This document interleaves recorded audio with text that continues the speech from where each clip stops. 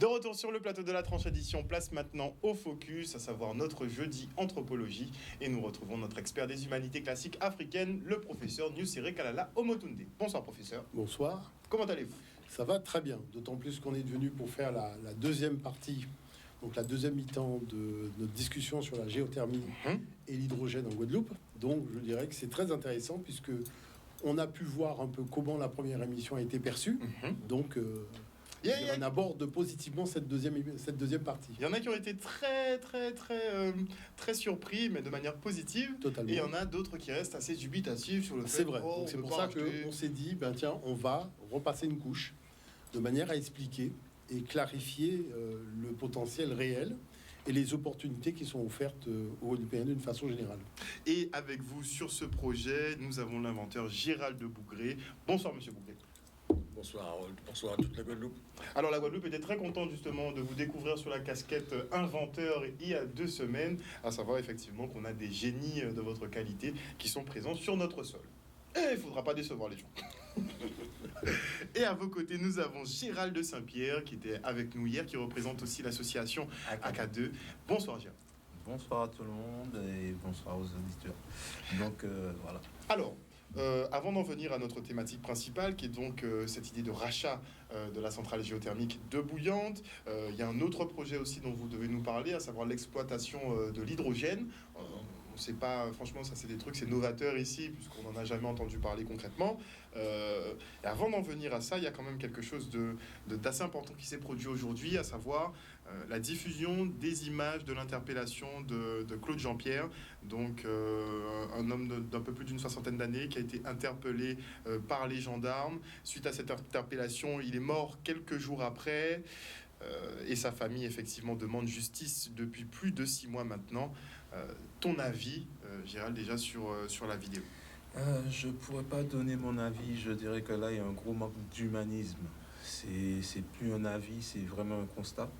Et une interpellation, selon les textes juridiques, c'est une demande, non pas forcément une agression. Là, je parle d'agression, puisque j'ai entendu dire que le procureur, apparemment, aurait classé cette action comme étant presque saine.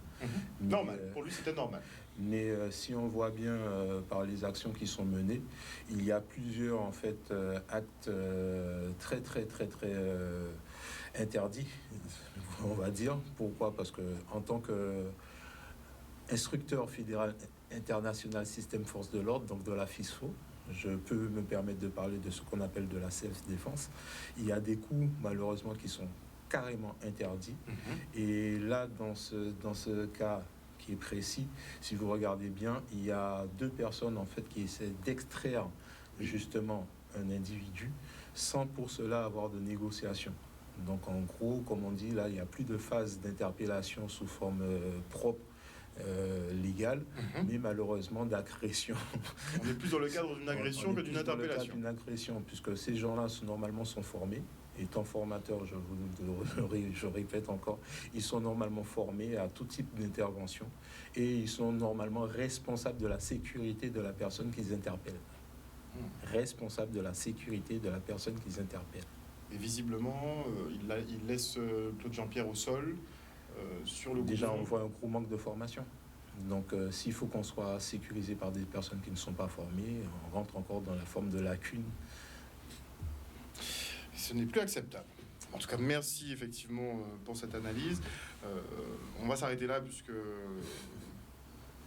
moi je le dis ouvertement, ça c'est un sujet qui va m'énerver, très clairement, puisqu'on attend quand même depuis des mois d'avoir des réponses. Donc on va attendre la conférence de presse, je le rappelle, du procureur Xavier Sicot. Ça va se passer demain en début d'après-midi et il aura une pluie de questions qui vont s'abattre sur lui, ça c'est chose sûre. On en revient sur notre projet, donc de rachat de centrale géothermique à Bouillante. Monsieur Bougré, comment c'est possible? Alors, avant de parler de cette opportunité ou de cette possibilité, j'aurais parlé d'au moins 4 points au préalable.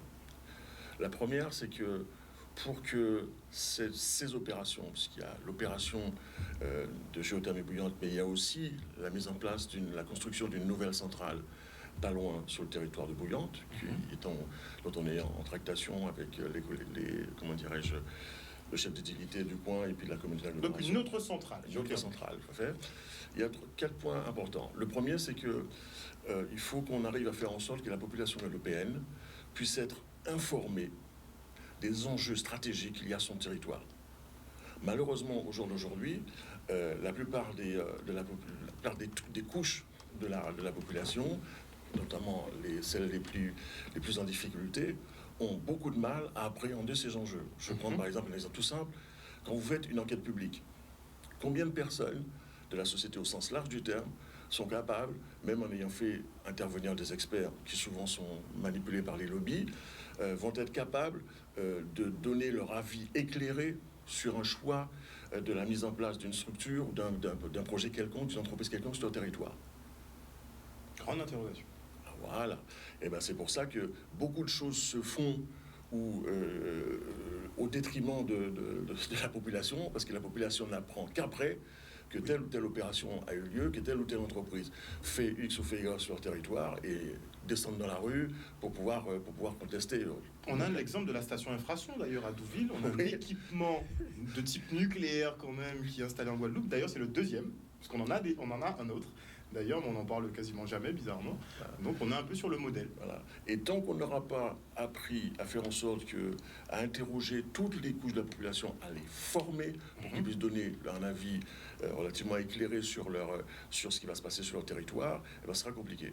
D'autant qu'en France hexagonale, il existe ce qu'on appelle la Commission nationale de débat public, qui, à l'occasion notamment des premières PPE qui ont été instaurées, programmation pluriannuelle de l'énergie, ont mis en place un protocole qui leur permet, chaque fois que sur un territoire, il y a besoin de mettre en place un projet quelconque, bon, en général, un projet qui veut un certain enjeu avec un certain coût en termes d'investissement, on arrive à réunir pratiquement toutes les couches de la population, parce qu'ils interrogent les gens de manière aléatoire, ils forment les personnes à l'enjeu, aux éléments fondamentaux de l'enjeu, et au bout d'un certain temps, lorsqu'ils pensent qu'ils ont réussi à acquérir les fondamentaux par rapport à cet enjeu, leur demandent leur point de vue. Ça n'existe pas en Guadeloupe.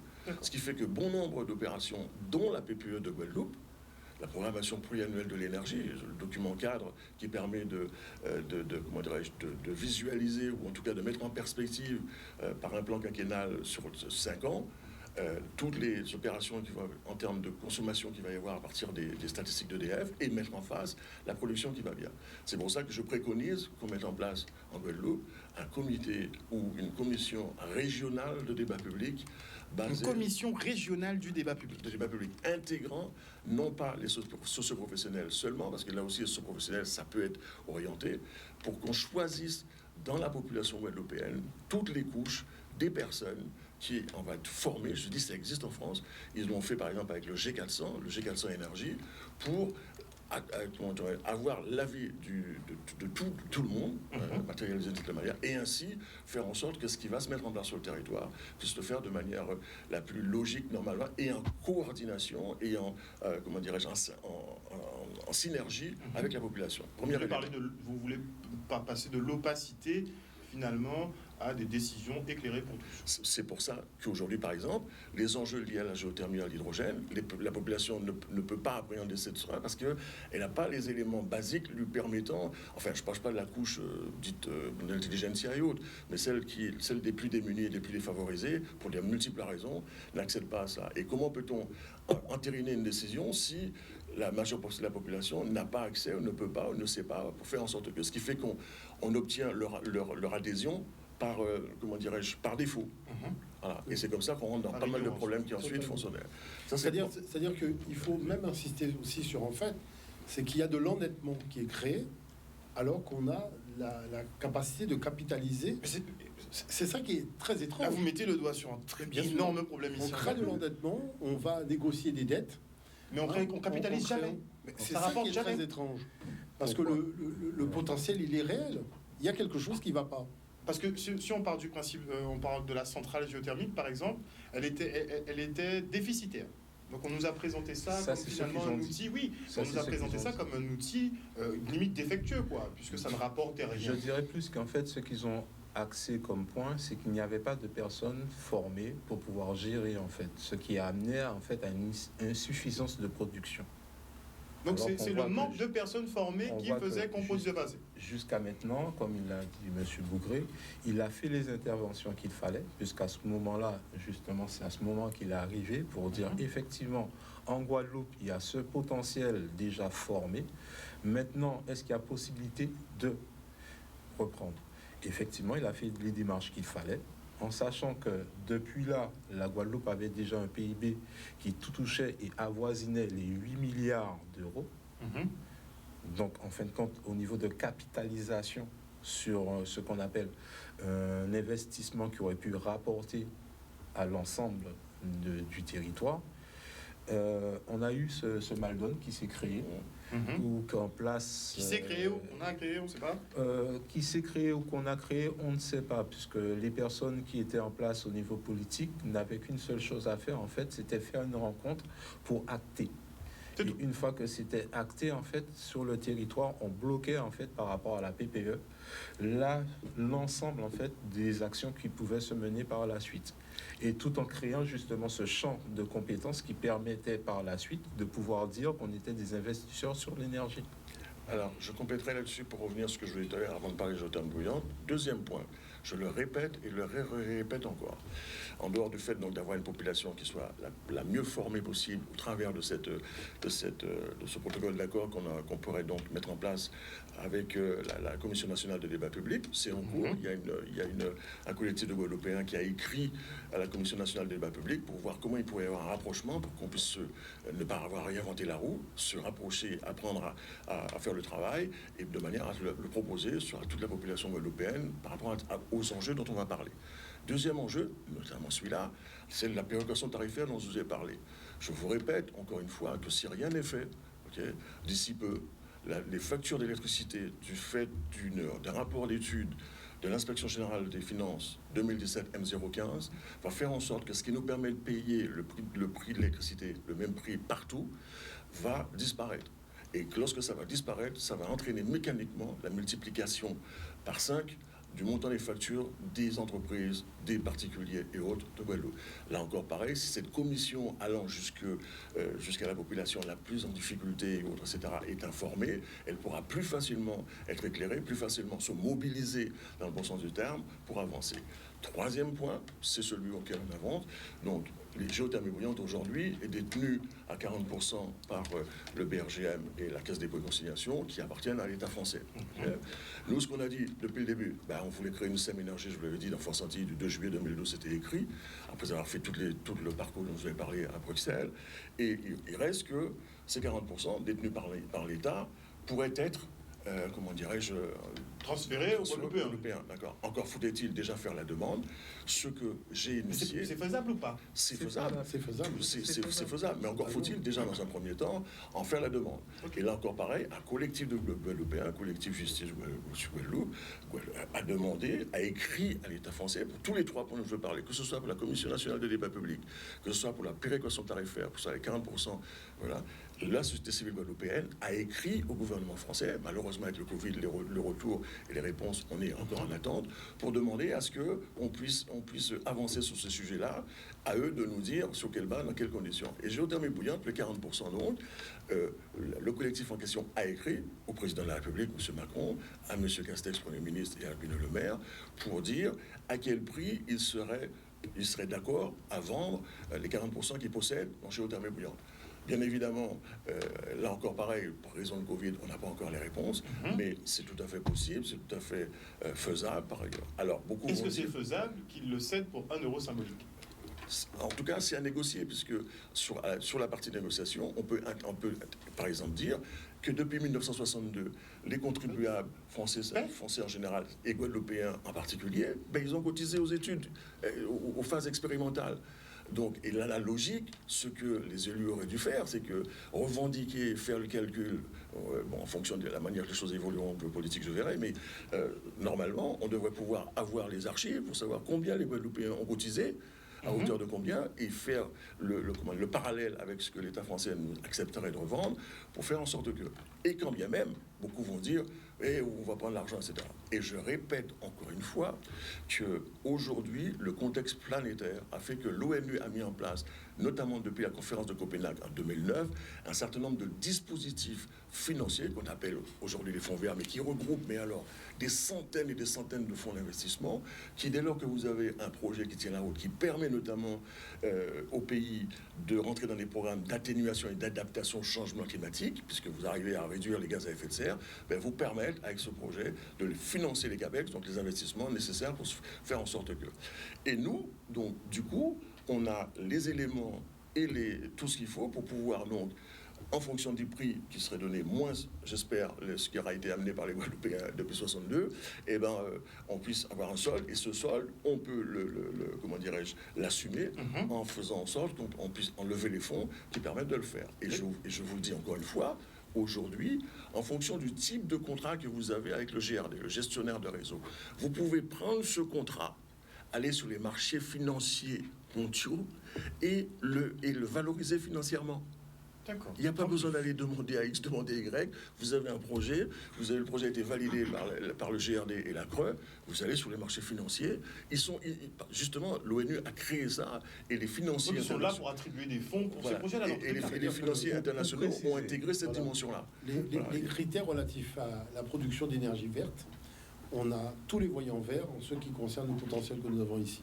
Mais ce qui est étrange, parce qu'il faut quand même se dire les choses, c'est-à-dire que c'est un sujet tellement important, tellement stratégique, que la relation que nous avons avec ce potentiel économique, elle est surprenante. Parce que j'ai amené un document qui montre que, en fait, il y a peut-être une compréhension des enjeux que représente le sous-sol de la Guadeloupe, pas simplement le sous-sol terre, mais il y a aussi les fonds marins. Et on a l'impression que sur ces sujets-là, il n'y a pas eu vraiment un travail d'explication du potentiel réel.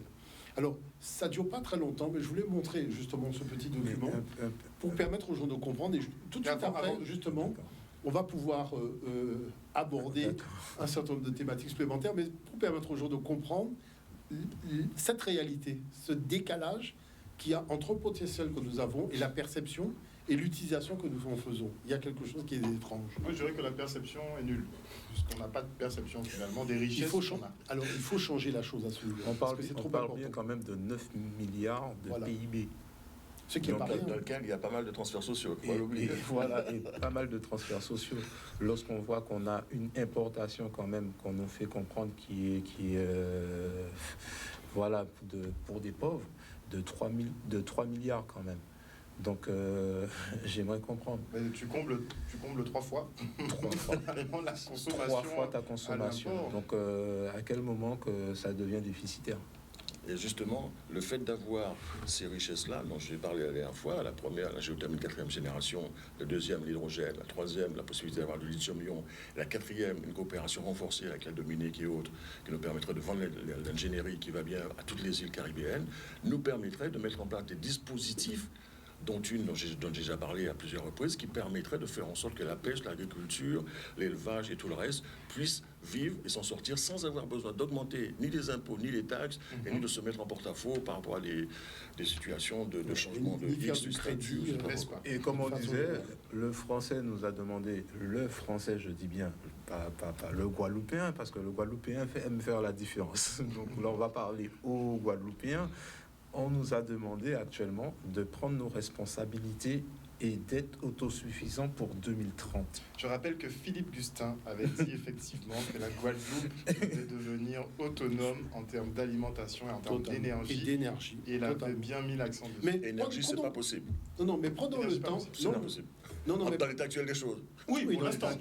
Oui, mais avec le projet de double centrale, par exemple. Mais attention, si vous permettez, je dis et je vous répète, potentiellement, on peut le faire.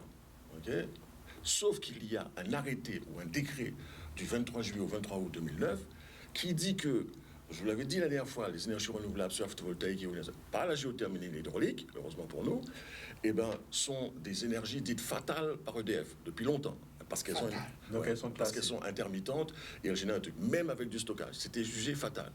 Et comme il y avait eu un incident dans le nord de l'Europe, parce que des éoliennes avaient vrillé dans un parc, ça avait mis tout le nord de l'Europe en blackout, ils sont revenus sur tout un certain nombre comment dirais-je, de plans qu'ils avaient prévus pour développer les filières, pour réduire tout. Ça avait fait des problèmes pas possibles avec un certain nombre de sociétés qui fabriquaient des pièces pour l'éolienne, etc. Et du coup, ils ont mis ce décret qui dit que dès lors que vous atteignez 35% d'énergie renouvelable, 30-35% d'énergie renouvelable dans la production énergétique, on commence à vous déconnecter.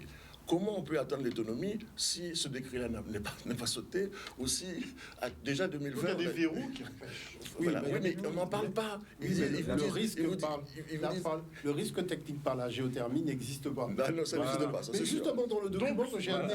Non, voyons parce qu'ils en parlent. Non, dans le document que j'ai amené, ils en parlent. Prenons le temps de regarder. Il ne dure pas très longtemps, mais au moins ça permet... On est déjà en 2021, bon, visiblement, ça s'est pas fait. Voilà. Mais c'est des projets qui sont dans les tuyaux depuis un moment. Sauf privatisé. Sauf que si on ne fait pas attention et si la population n'est pas informée, les choses ne se font pas comme elles vont se faire, ce potentiel qu'attend le gouvernement pourrait être utilisé ou en tout cas exploité par les multinationales étrangères. Et là, ils nous demandent de racheter. C'est là que l'enjeu capital est d'aujourd'hui, c'est pas demain ou après-demain, d'où la nécessité de former, d'informer, faire savoir pour faire en sorte que... Et je répète encore une fois que tout ce qui concerne les investissements, dès lors que vous avez ce type de projet et que vous avez le contrat de GRD, vous pouvez lever le fonds sur les marchés financiers internationaux. Pour que les gens comprennent bien, le CRE, c'est quand même la Commission de régulation d'énergie. Donc c'est elle, en fait, qui va décider, qui va acter réellement du pouvoir réellement de fonction sur le territoire. Elle est déjà quasiment informée de ce processus. Maintenant, manque aux Guadeloupéens actuellement de se mettre en route, de s'informer justement, de se rapprocher au niveau des acteurs qui sont potentiellement déjà sur place et de lever en fait réellement cette mouvance qui permet non pas de reprendre simplement l'énergie, mais d'être investisseur sur l'énergie de notre territoire. Tout simplement. Et je rappelle que si dans 2012, les choses avaient été dans le sens de ce qu'on avait dit, et bien aujourd'hui, les 6,4 millions que fait la société que vous connaissez, et ben... mais justement, on aimerait avoir une idée globale de l'actionnariat. Donc vous nous avez dit que la Caisse des dépôts est représentée... Voilà, aujourd'hui, il y a la société étrangère que vous connaissez, qui a 60%, le BRGM... Encore moins, tu as quand même 60%.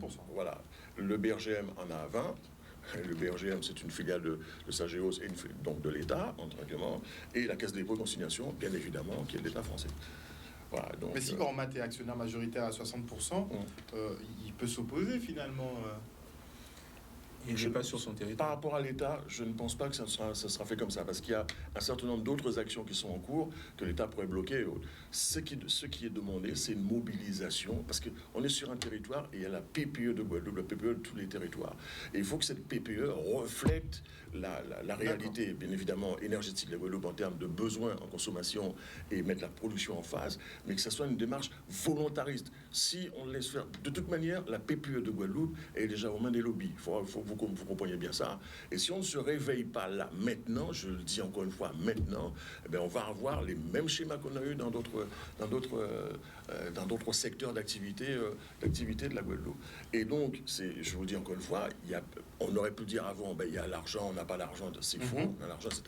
D'autant que, et comme je le dis, donc ça c'est possible, d'autant que nous arriverions du fait d'utiliser cette électricité. Alors je rappelle que dans notre vision avec la géothermie 4e génération, on arriverait à avoir, bon c'est un petit peu technique, le prix de revient du mégawattheure qui serait aux alentours de 45-50 euros. Le nucléaire c'est 55, le éolien c'est entre 80 et 100 et le photovoltaïque plus de 120. Donc on est en deçà de toutes ces valeurs-là. Voilà, d'une part, et d'autre part, l'hydrogène qui pourrait être donc produite à partir de l'électricité qui fait l'électrolyse de l'eau pour ensuite avoir de l'hydrogène sous forme de pile à combustible, de bonbonne ou de cuve industrielle, etc.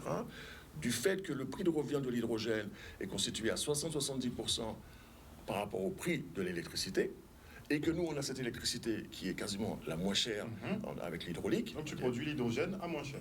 Donc on devient compétitif sur le marché de l'hydrogène. Et on peut revendre de l'énergie dans la Caraïbe. Effectivement. C'est pas plus compliqué. C'est clair, c'est rapide. Deuxième chose, c'est là encore, il faut que la population se mobilise. La mobilité électrique de Guadeloupe dans la PPE n'est pas encore active à 100%. Qu'est-ce qu'on entend par mobilité? Mobilité électrique, c'est tout ce qui est voiture électrique, scooter électrique, etc. On est en retard quand même. Comment? On est très en retard sur ce Bon, point. c'est très en retard. Et surtout, les gens, il faut aujourd'hui, scooter électrique, voiture électrique, attention, si on l'utilise, on les recharge aujourd'hui avec le réseau tel qu'il est, ça veut dire qu'on va recharge au rebooster fioul, quoi. à 80% le truc du fioul.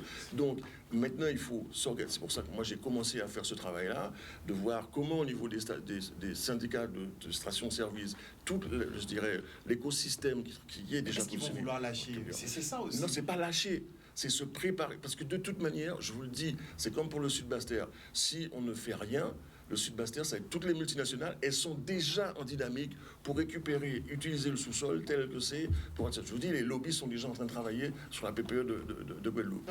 Et c'est pareil pour la mobilité électrique. Et c'est pour ça qu'il faut informer, former pour que la population donne son avis, notamment lorsqu'il y a des enquêtes publiques, pour qu'elle puisse dire, ah non, par exemple, je vais vous prendre un exemple tout simple. Marie-Galante, tout le monde parle de Marie-Galante. On m'a envoyé combien de fois un même dossier concernant une unité de production solaire photovoltaïque. La société en question a envoyé tout un dossier dans lequel il y a plein de choses intéressantes par rapport à tout projet photovoltaïque, sauf qu'il manquait un élément précis. Alors, ils ont parlé de retours fiscaux, des emplois et autres, et je dis aux personnes, par 5 personnes différentes, m'ont appelé pour ça. Je leur dis, où est le business plan de la centrale qui va être produite? Il me dit, mais M. Bougré, c'est quoi le business plan? Je leur dis, avec votre foncier, ils vont réaliser du chiffre d'affaires qui va se chiffrer en millions d'euros et des bénéfices qui vont se chiffrer en millions d'euros. Ça n'est pas dans le dossier. Il faut que les collectivités apprennent qu'aujourd'hui, sur le foncier, dès lors qu'on donne le foncier de Guadeloupe pour entrer dans les énergies renouvelables, il faut demander à avoir au moins 50% de la société qui va exploiter la ressource. C'est pas la toiture, c'est pas le X ou Y qu'on vous donne des prix, des emplois, c'est intéressant, la fiscalité, c'est intéressant pour la pas les famille. cacahuètes. En l'occurrence, il ne s'agit pas d'avoir des cacahuètes. C'est-à-dire que... Non, mais il faut bien comprendre. Non, je laisse parce dire que des cacahuètes. Mais sur le continent africain, il y a le même problème. Lorsqu'une énergie est dans le sous-sol, les habitants doivent pouvoir en bénéficier. techniquement. Augmentation du PIB, augmentation aussi du bien-être social et professionnel. On a eu les Qataris, ils ont trouvé du pétrole. C'est la ils sont moindre des devenus choses. riches. On ne peut pas disposer d'une telle richesse dans un sous-sol et que des gens qui sont ni nés ici, qui ne vivent pas ici, qui ne partagent pas les réalités, qui sont à l'étranger, viennent tout simplement réaliser un jackpot comme si la Guadeloupe devient un casino. On vient faire un coup et on part avec l'argent et on laisse les gens dans le besoin. Ça ne se fait pas. Il faut que déjà, moi je dis l'enjeu, c'est déjà au niveau de la population. Il faut que les gens arrêtent de dire que la Guadeloupe elle est pauvre. Il faut que les gens arrêtent de dire qu'on n'a pas d'argent. Que la Guadeloupe est C'est totalement faux. Je le dis, ça fait des années que je le dis, c'est faux. On a un potentiel qui dépasse l'entendement. On a un potentiel qui est extraordinaire vis-à-vis de la Caraïbe. La seule chose, c'est qu'il faut faire un changement d'état de réflexion. C'est-à-dire qu'il faut rentrer dans une dynamique de réflexion en appréciant le réel. Il faut aussi avoir des gens qui sont dans l'expertise d'un certain nombre de réalités, de manière à dégager ce potentiel pour qu'on arrête de faire de l'endettement, pour qu'on arrête de faire de la pleurnicherie, pour qu'on arrête de se ridiculiser. Surtout dans les quémandés. Il faut arrêter. Parce que dans ce cas-là, ça sert à rien de fabriquer de la plus-value en termes d'intelligence pour se retrouver à faire les mêmes bêtises qu'on faisait il y a 40 ans. Ça sert à rien. Et là, lorsqu'on parle de quémander, c'est vraiment le cas, puisqu'on est face à une action où que légalement, elle a été achetée sans aucune... Excuse-moi. Elle a été achetée, en fait, sans aucune autorisation, sans aucun droit. Parce qu'il n'y a pas eu d'appel d'offre, on le rappelle. Ormat a racheté la centrale sans appel d'offre. Ce qui ne se fait pas. C'est un point, en fait, très, très important. Donc, qui nous ramène aujourd'hui à dire, est-ce que c'était sous-bassement avec le couvert de nos politiques ou est-ce qu'il y a eu réellement cette intention, en fait, malsaine de nous démontrer qu'une station qui nous appartient serait dans les mains, en fait, d'un concurrent américain? Donc là, encore une fois, l'État nous fait la remarque et nous font comprendre, en fait, cette inutilité de continuer à travailler avec des personnes qui semblent vouloir travailler pour nous et qui, pour l'instant, pensent qu'à leur poche. Parce que là, on parle de capitalisation sur déjà depuis 1963 jusqu'à 2021. On est d'accord. Et les contrats d'EDF, c'est des contrats qui en moyenne font 10, 15, voire 20 ans. Et là-dessus, je rajouterais qu'en fait, moi j'ai conçu une répartition sur tout le territoire de la Guadeloupe pour faire en sorte qu'avec l'espace, je dirais, par communauté d'agglomération, un principe qui est, on est sur un marché qui est celui de l'énergie. On est sur un segment de marché qui est celui de la vente d'électricité à EDF, sous différentes formes, et ce que j'appelle moi des PTSE, de pôles territoriaux structurants de coopération économique, qui démarrent par une activité dont on sait qu'elle est rentable. C'est-à-dire qu'il n'y a pas de déficit, il n'y a pas de truc à courir après. Mais qu'on nous a présenté comme déficitaire. Déficitaire, faut pas oublier cette partie-là, hein, parce en que fait, moi, quand on parlait de la centrale, on se laisse tomber, ça rapporte rien. Mais, Non, mais dans, concrètement, dans- c'était dans ça. ce qu'on a vu, on entend bien 27% de moins sur le coût de fabrication. 27% de moins par rapport à ce qui est produit sur nos sols. Donc là, il y a quand même un mal donne. Donc on ne va pas trop entrer dans les détails, mais démontrer surtout à la population qu'il y a vraiment une volonté de ne pas faire capitaliser une ressource économique. Et ça, c'est grave. On a eu des plans qui ont été mis en place avec la possibilité de structurer et d'amener la population vers ce qu'on appelle une remontée en fait de leur pouvoir d'achat, qui s'est tournée vers de l'endettement.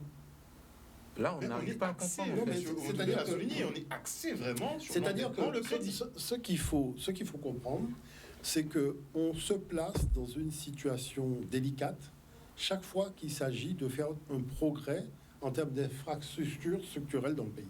On a le problème de l'eau, on a le problème des routes, on a beaucoup de problèmes, les ponts, transport. voilà. Et on se retrouve à discuter de problèmes de sous, alors qu'on n'a pas de problème de sous en réalité. La seule réalité qu'il faut comprendre, c'est qu'on a un potentiel et il convient de faire en sorte que les retombées financières de ce potentiel servent aux intérêts du pays. Tout simplement. Et Aussi en termes de formation professionnelle, en termes de développement de compétences, Mais il faut en les forme industries de pour les laboratoire formations d'ingénierie. et des débouchés. Il y a une pour les dernière chose que je tiens à dire rapidement, c'est que la technologie a beaucoup évolué. On en parlait avec M. Bougré. La technologie de la géothermie a beaucoup évolué. Ce qui était très lourd financièrement avant, dans les années 60-70, est devenu quelque chose de très basique aujourd'hui. Donc, c'est-à-dire qu'à moindre coût, on pourrait installer des centrales et commencer à fonctionner très rapidement. Et là, on peut parler vraiment de répartir sur l'ensemble de la Guadeloupe un coût de revient, voire même par commune ou collectivité. Parce que votre but, c'est d'alimenter toute la Guadeloupe. Là, on est à 8%, il nous parle de 30% qui devait être atteint en 2020 avec la deuxième usine. D'accord. Sauf que je voudrais rajouter quelque chose de bien précis. C'est pour ça que la géothermie, enfin, dans la répartition spatiale, ce que je prévois, moi en tout cas, c'est de faire en sorte qu'il y ait, en plus de géothermie qu'on rachèterait sur les bases dont je viens de parler, j'espère que l'État français répond dans le bon sens. Ensuite, on a prévu une autre centrale du côté de Bouillante, et comme je l'ai dit, un équilibre entre la géothermie dans le sud Basse-Terre et les stations de transfert d'énergie par pompage dans le reste, plus au milieu de l'agrivoltaïsme. Agrivoltaïsme. Oui, l'agrivoltaïsme, c'est le fait de coupler l'agriculture avec l'utilisation des panneaux photovoltaïques et du stockage. D'accord. Donc ça, c'est prévu, ça comme ça. Et donc, à chaque fois, pour chaque territoire, comme je dis, il y a un marché qu'on exploite, l'énergie. On a un sous-segment de marché qui s'appelle la vente d'électricité EDF. Et autour de ça, toutes les initiatives de projets des Guadeloupéens, quels qu'ils soient, à quel niveau, etc., sont censées pouvoir revenir au niveau du pôle structurant de coopération économique. Et comme on sait qu'on a des fonds à la base, puisque la structure de base, elle est bénéficiaire de facto, okay, on a la possibilité d'aider donc les Guadeloupéens à mettre en place leurs projets, à les développer sur des bases complètement différentes. Je prends un exemple bien précis. En général, les Guadeloupéens ont des projets, mais souvent, il leur manque le capital, ce qu'on appelle d'amorçage. Ben, là, il y a le capital d'amorçage. Les collectivités, c'est pareil. À un moment donné, même pour avoir les fonds européens, on demande le minimum de base. Avec ça, je rappelle qu'une centrale géothermique de 4e génération, pour 100 mégawatts, dégagerait entre 100 et 150 millions d'euros de bénéfices par an. Multiplié Pour par 100 mégawatts produits, on fait 100 millions. on ferait 100, voire 100, 150, voilà, sans compter le retour sur investissement par rapport à l'hydrogène dont je vous ai parlé tout à l'heure. Hydrogène n'est même pas compté. Donc voilà, dernière chose, il y a aussi, la France a mis en place des dispositifs, des types de sociétés. Et des outils. Des types de sociétés qui permettent justement à la population de participer de manière active sur leur territoire à cette explosion des énergies renouvelables et cette progression. Quel genre de participation il faudrait? Par exemple, aujourd'hui, on peut monter une société anonyme d'utilité sociale et solidaire, une SARL d'utilité sociale et solidaire. Et surtout, il y a une structure qui a déjà fait ses preuves depuis longtemps dans notre domaine, qui est la coopérative. Et il y a de surcroît ce qu'on appelle des sociétés coopératives d'intérêt collectif d'utilité sociale et solidaire. Vous tapez sur votre moteur de recherche énergie partagée, vous allez voir qu'en France hexagonale, pratiquement dans tous les territoires, il y a profusion d'initiatives entre des porteurs de projets et des citoyens lambda qui se mettent ensemble pour créer une société coopérative d'intérêt collectif et faire en sorte que... Et ici, on a donc un seul groupe qui travaille dessus, le vôtre.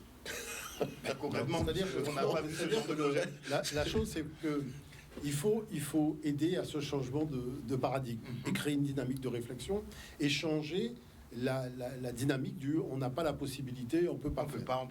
Voilà, c'est ça déjà l'enjeu, parce que il faut bien comprendre que les marchés financiers ont élaboré des critères, nous rentrons dans tous les critères.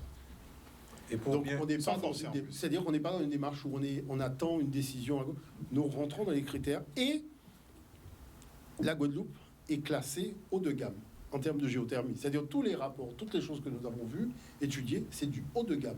Même en Europe, vous avez vu d'ailleurs quand il a présenté son sujet, il a dit Guadeloupe. Donc c'est pour vous dire, là où nous sommes en réalité dans le marché monde de la production d'énergie. Il ne faut pas oublier que c'est un souci pour tout le bassin sud-américain, mais il y a aussi tout le continent africain qui attend de nous cette expertise pour pouvoir créer une nouvelle donne.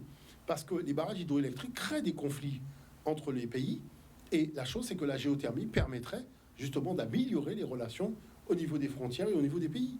Et donc permettrait d'être précurseur en termes de géothermie. C'est-à-dire qu'on a fait la COP21, on a fait tout ça, on a dit qu'il faut produire de l'énergie sans détruire l'environnement, sans augmenter les gaz carbone et compagnie. Et la chose, c'est que cette énergie-là, nous l'avons ici. C'est-à-dire nous rentrons dans tous les critères. Donc il faut véritablement que les parents parlent aux enfants et leur expliquent aussi que la vision qu'ils ont eue de ce pays n'est pas corrélée au potentiel économique et industriel que le pays, et surtout sur le plan financier, que le pays a véritablement. Et que, en plus de ça, je répète encore une fois que à plusieurs reprises, par moins 3 fois dans mon parcours professionnel, l'État français m'a demandé à chaque fois, parce que les projets que je proposais étaient de dimension du style national, et que pour que ça puisse se matérialiser, il faut que la représentation locale soit informé et soit dans la dynamique. Et chaque fois que je l'ai essayé, je ne vais pas répéter la même chose, et ça s'est trouvé bloqué, ça a été retardé, ça a pris des tournures, X des tournures Y, jusqu'à ce qu'il y a même le dernier président de ma région qui a dit que la géothermie, c'était l'histoire de la France. Voilà, bon, je suis désolé, hein, mais c'est comme ça que ça s'est passé. Et je l'ai appelé plusieurs fois, il m'a renvoyé sur d'autres personnes, sur X, sur Y, Z. Voilà. Donc, genre, ça intéresse pas. C'est pas un problème, c'est pas un problème. Moi, c'est pas un problème pour moi. N'empêche que ce que je pensais aux jeunes de Guadeloupéens qui s'en vont et qui ne peuvent pas revenir pour les raisons qu'on sait, là, il y a toute une dimension de développement économique qui a déjà été conçue pour faire en sorte qu'autour de ces pôles coopération économique dont je voulais parler, de territoriaux économiques, sociaux et durables, il y a des choses qui se passent. Tout a été calculé pour faire en sorte que, par exemple, Port-Louis et Anse-Bertrand rentrent dans une dynamique jamais vue jusque-là, avec des éléments qui sont déjà concrets, réels, et pour lesquels des Guadeloupéens travaillent déjà. Pour donner une autre, pour faire, si vous voulez, donner la traduction matérielle de ce qu'on a dit et répété à un certain nombre de fois. On n'est plus dans on est dans l'action avec des spécialistes guadeloupéens qui travaillent pour faire, par exemple, je veux dire, un exemple, on refait les infrastructures portuaires, enfin, si les choses passent dans une certaine tournure politique, de Port-Louis, et on fait, avec des Guadeloupéens qui sont spécialisés là-dedans, le tour des Caraïbes, de régate, on fait le nord, passe par le nord, on fait le sud, on revient pour lui. On fait sur Anse-Bertrand, on refait les infrastructures portuaires d'Anse-Bertrand, on fait une course qui part de la deuxième année d'Anse-Bertrand qui va à Accra au Ghana, parce qu'on a déjà des options de développement au Ghana, etc. Et la dernière année, on fait ce qu'on appelle au lieu du Vendée Globe, le Guadeloupe Globe, parce qu'il y a des Guadeloupéens qui sont déjà très forts dans, d'une part, les événementiels et tout ce qui va avec, mais qui sont forts aussi en termes de navigation, dont un de mes camarades de promotion de l'école normale, Victor Jean-Noël. Donc tout ça, c'est fait concrètement. Au niveau niveau économie, j'ai déjà dit et répété, c'est tout simple. On a ces retours sur investissement, on crée les fonds d'investissement qui vont bien, c'est élémentaire puisqu'on a les sous qui vont bien, 100 millions, 150 millions, banque de développement guadeloupéenne, avec un client normalement qui paye rapidement, parce qu'il n'y a pas de problème de faillite et autres avec celui-là, etc. Banque de développement. Et par exemple, pour les plus démunis, un truc tout simple, on met en place une carte prépayée qui est abondée pour permettre de faire en sorte que les gens sortent en dessous du seuil de pauvreté. Parce que j'ai déjà dit et répété, je le répète encore dans la période électorale, qu'un pays qui a plus de 40% de personnes qui vivent en dessous du seuil de pauvreté, même s'il y a l'économie informelle, même si, etc., ne peut pas se développer. Il faut pouvoir donc renforcer le pouvoir d'achat des personnes, ce qu'on fait avec notre propre argent, puisque ça viendra de ces fonds-là. On crée une carte prépayée. Vous êtes pauvrisien, vous êtes en dessous du seuil de pauvreté, on vous donne ce qu'il faut avec la carte pour faire en sorte que vous soyez au-dessus du seuil de pauvreté. Et lorsque vous avez besoin, le 10 du mois, vous n'avez plus d'argent, comme les ménagères, etc., vous prenez cette carte, vous allez voir le groupement des pêcheurs de Port-Louis, vous mettez votre carte, vous achetez votre kilo de poisson dans les mains du pêcheur de Port-Louis. Pas peut-être Morne-à-l'eau, les communes limitrophes, mais vous n'allez pas dans les grandes... vous voyez ce que je veux dire. Pareil pour l'élevage, pareil pour comment ça s'appelle, les autres secteurs d'activité. Et ainsi, vous faites progresser l'utilisation de l'économie locale sans avoir besoin de changer de paramètres de Kibidanda, sans augmenter les impôts, sans tuer personne. C'est ça qui s'appelle de la création de richesse par autofinancement. Mais pour bien récapituler, et avec des termes en fait qui sont applicables, on parle d'un circuit court économique. Le circuit court économique en fait va pas partir en fait du sens qu'on a compris actuellement, on va le faire redescendre. Pourquoi on veut le faire redescendre? Dans le sens où que actuellement nos politiques sont au courant des stratégies qui sont mises en place. Le ministère de l'économie sociale et solidaire vient justement de, soi-disant, la transition, tout ce qui avait été mis en place politiquement. Malheureusement, cet argent, au niveau du FEDER et du FSE, il y aura ce qu'il y aura à savoir, il y aura malheureusement des retombées. Et ces retombées-là, ça sera pas après le Covid. Donc, c'est pas dans 2 ans, c'est pas dans 3 ans. L'idée actuellement pour les Guadeloupéens, c'est de vraiment comprendre l'utilité et l'importance d'être acteur en fait. Être acteur, c'est quoi? C'est déjà commencer à s'engager dans ce qu'on appelle les conseils citoyens, dans des outils en fait de création de SCIC, de scope, qui vont permettre en fait de commencer à structurer en niveau de compétences en fait l'ensemble de leur économie sociale solidaire. Vous allez voir une chose toute simple, Vous regardez dans tous les candidats qui se présentent, lequel vous parle d'augmenter le PIB de la Guadeloupe, or sans augmentation de PIB saine, vous n'allez nulle part, et lequel vous parle de la misère sociale en Guadeloupe. Voilà. Ils ne peuvent pas... Vous cherchez comme vous voulez, vous ne pas. Ils vont vous parler ouvertement, personne. Ils peuvent parler de statut, de changement de il y a une problématique que l'on constate, c'est-à-dire que la part des entreprises ayant un salarié, elle est énorme. Elle est énorme. Ah, c'est clair. Mais quand vous faites une projection sur 2 ans, 3 ans, 4 ans, il n'y a pas d'évolution. C'est-à-dire que la capacité d'embaucher, celui qui... Voilà, c'est-à-dire qu'on reste en l'état, donc il n'y a pas d'avancée. Et pourquoi il n'y a pas d'avancée? Parce qu'il n'y a pas de création de richesse permettant une amélioration du système. Ces choses ne sont pas conçues pour rester en boucle. C'est-à-dire qu'on ne va pas créer la même énergie de la boucle. Normalement, à chaque boucle, ça doit prendre une énergie supplémentaire de manière à faire en sorte qu'on puisse voir l'impact véritablement de vrais projets économiques sur l'évolution de ces sociétés qui au départ avaient un salarié et qui doivent se retrouver au final à 10, 20, 30 salariés. C'est-à-dire comment on peut expliquer que sur un territoire comme le nôtre, on a l'impression d'être sous perfusion, tout le monde vit avec le thermomètre dans la bouche en train de surveiller la température, parce qu'on a des conditions qui sont inexplicables, je veux dire, en termes de réalisation de potentiel que nous avons. Parce qu'on a du vrai potentiel, il faut des moyens pour le réaliser. Le but du jeu, c'est qu'on arrête de pleurnicher, aller chercher et être attentiste sur ce qui se fait à l'extérieur. On capitalise sur ce que nous avons. Sauf que, comme ce que nous avons, c'est véritablement une montagne de diamants, ça intéresse naturellement tous les capitaux privés qui veulent tout simplement s'accaparer tout ça dans notre dos. Et qui, naturellement, je dirais, la notion d'information du public, c'est pas quelque chose qui va dans son intérêt. Nous, si on fait cette démarche-là, c'est pour que les gens comprennent qu'il faut lancer dans les familles des débats nouveaux. Il faut lancer dans les villes, dans les associations. Il faut arrêter de s'amuser. Aujourd'hui, c'est sérieux. On va arriver dans une situation post-Covid avec les problèmes économiques dont tout le monde parle. Nous, on n'est pas concernés par ça.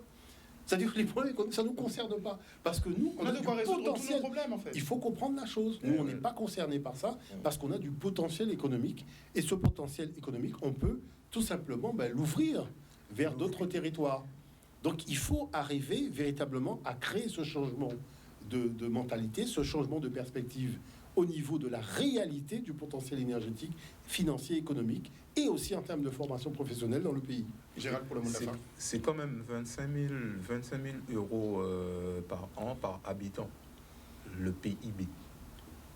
Donc, on calcule sur 300 000. On a de quoi faire.